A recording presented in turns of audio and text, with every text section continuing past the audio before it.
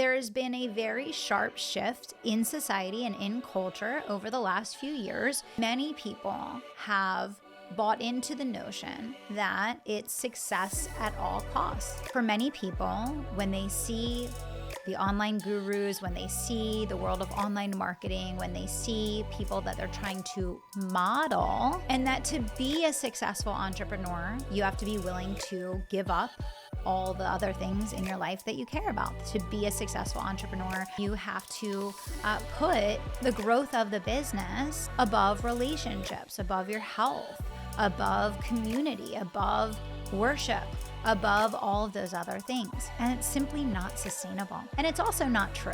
And that's really good news.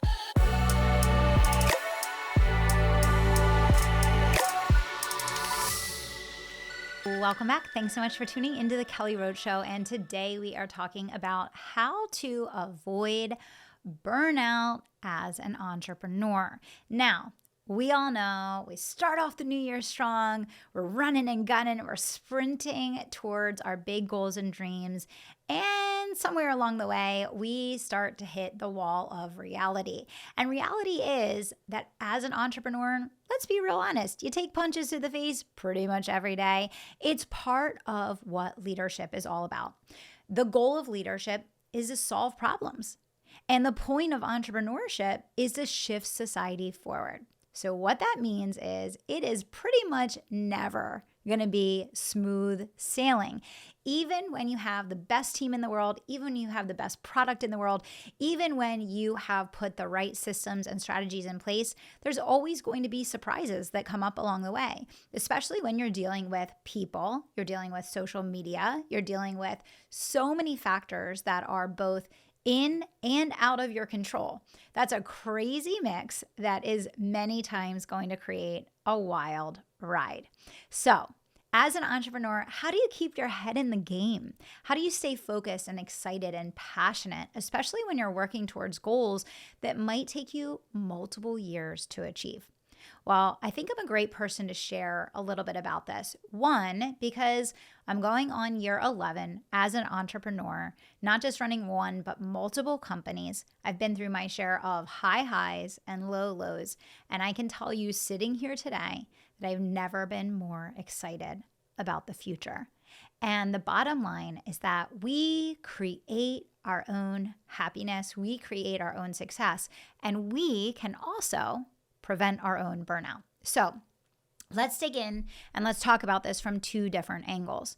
First of all, I have seen so many entrepreneurs that over the course of building their businesses have suffered from anxiety, depression, their relationship falling apart, their health falling apart.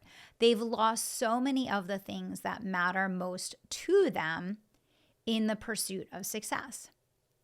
And one of the things that we have to remember is that we have to choose our God that we worship, adore, and place above all. And that is our God, the Creator. That is our God in heaven, right? And for many people, when they see the online gurus, when they see the world of online marketing, when they see people that they're trying to model to create success, the things that are being modeled are not necessarily in pursuit of God the Father as the thing that they worship, but success, fame, accolades, things. And so there has been a very sharp shift in society and in culture over the last few years in which many people have bought into the notion that it's success at all costs. And that to be a successful entrepreneur, you have to be willing to give up all the other things in your life that you care about. To be a successful entrepreneur, you have to put the growth of the business above relationships, above your health, above community, above worship, above all of those other things. And it's simply not sustainable. And it's also not true. And that's really good news. So when we think about preventing burnout, there are two different types of entrepreneurial burnout that I witness every single day. The first type of entrepreneurial burnout is when you are spending too much of your time operating outside your zone of genius. And many times, entrepreneurs become burnt out when they no longer feel connected, aligned, and invested in what they're doing. They're going through the motions on what feels like an endless treadmill to nowhere, stuck in quicksand, doing the same thing over and over again, and wondering why they're getting the same results. And this is why I talk so frequently about the importance of building a winning team. It's why I wrote a book on it. Because it is almost destiny, without fail, that you will burn out as an entrepreneur if you don't build a winning team. Because not only is the workload of running a business unmanageable, but even beyond that, there is so much that is in a conflicting skill set and in a conflicting mind frame in the different components of what it takes to run a business that 95% of what needs to get done in order for your business to function appropriately, you absolutely should not be doing. So that said, if you don't have the right support, if you don't have the right people around you, if you don't have the right talent that are building this business with you, chances are you're spending a lot of your time doing things that frustrate you, doing things that feel really tedious to you, doing things that don't excite you, that have nothing to do with why you got into business. And the purpose of building a winning team is not only investing so that you can exponentially grow the business beyond what you could do on your own, but it's also so that as the business matures, you can continue to narrow your role and keep narrowing and narrowing your role into the point where you're doing a specific job within the business that is perfectly aligned for you. Or in some instances, you're not working in the business at all. And it's so important that I remind you of this because first-time founders tend to always build a business up around themselves. Second-time founders, they learned, right? And they typically are going to pull a successful person from something they already built, promote them over to the new thing that they're creating, and then build down, never having that business be built up around them so they're not stuck, right? Stuck in the grip of the snake that was wrapped up around them so tightly in the first business. And I can speak truth into this because it's been my exact experience as I've built my other companies. And as I got smarter and as I learned through the process and as I, did things that worked and didn't work, I ultimately got to a point where now when I'm building new companies, I am going to take talent that I already have in my ecosystem, I'm going to promote them over, and I'm going to build down, not up around me, but down from them as the leader. And I'll never be wrapped up with the business centered around me again, right? And so when you experience burnout, you are probably spending far too much of your time and energy doing things that are outside your zone of genius, that are not purposeful in their alignment with why you're doing what you're doing. And in many instances, it can play out two different ways, right? Sometimes you've hired help, but it's the wrong help. And, you have lots of helpers, but you still have to do all the thinking. You have to do all the strategy. You have to do all the management. And it is so depleting and so exhausting for you.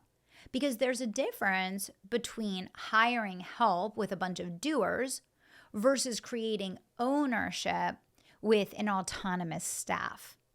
And so those are two different mindsets that come from you, the business owner, in the way that you approach building team. The other thing is as the business evolves, the level of talent that you need to run and build and grow the business are going to evolve and change. And so especially when you're in hyper growth, especially in years 1 through 10, chances are you're going to have to go through multiple different seasons and layers of staff before you get to the people that are going to ultimately be able to scale with you. Because many times the people that can support the business on a small scale, early stage, are not going to be the same people that are able to scale with you through all of those seasons. And one of the biggest things that burns business owners out is holding on to the wrong people for far too long. Yes, I'm talking to you. Holding on to the wrong people for too long is one of the biggest reasons for business owner burnout. And it's also one of the biggest reasons why business owners don't want to build teams, because they hire someone, it's not the right person, they let them stick around in the business for too long, the person makes a mess, they make it complicated, they make it hard, they make it frustrating to run the business and to lead the team. And so business owners just give up and say, you know what, I don't want a team. I just want to run something small, just do it myself. And then all that does is it keeps reverting you back to building your own jail cell, because now you are the business instead of building a company that is autonomous and can run beyond you. Okay? So this is the mindset. If you want to kill burnout for forever, your role in the company has to keep getting narrower and narrower and narrower to the point where you are doing exclusively or almost exclusively things that are in your zone of genius. And you may need to expand your zone of genius into some areas that you are resistant to. But that might be necessary in order for you to do the role that you need to be doing. But the bottom line is burnout many times comes from overwhelm, frustration, disconnection, out of alignment, too many fractured tasks that have nothing to do with the purpose behind why you're doing what you're doing. And a lot of times that can only be fixed by either correcting your current team or building one around you. Okay? The other side of burnout is when we take on this mentality of success at all costs. And this is one of my core principles that I'm focused on for 2024, which is really getting this message across the world. I want you to make all of your dreams come true. The number one thing that's going to allow you to do that is the compounding effect of time. The compounding effect of time. Staying in the game. Even if you're the tortoise, even if your business is slow and steady, but you're profitable, and you stay in the game over time, you can ultimately get to your goals and dreams. You can ultimately have massive levels of income growth and success over time if you stay in the game. What is it that takes people out of the game? Divorce, mental health issues, physical health issues, right? All of these problems that stem from the pursuit of success at all costs. When you place the growth of the business over top of faith, family, mental health, spiritual health, emotional health, and physical health, burnout is inevitable. Burnout is inevitable. And it doesn't mean that you need to be spending 2-3 hours a day on a morning routine.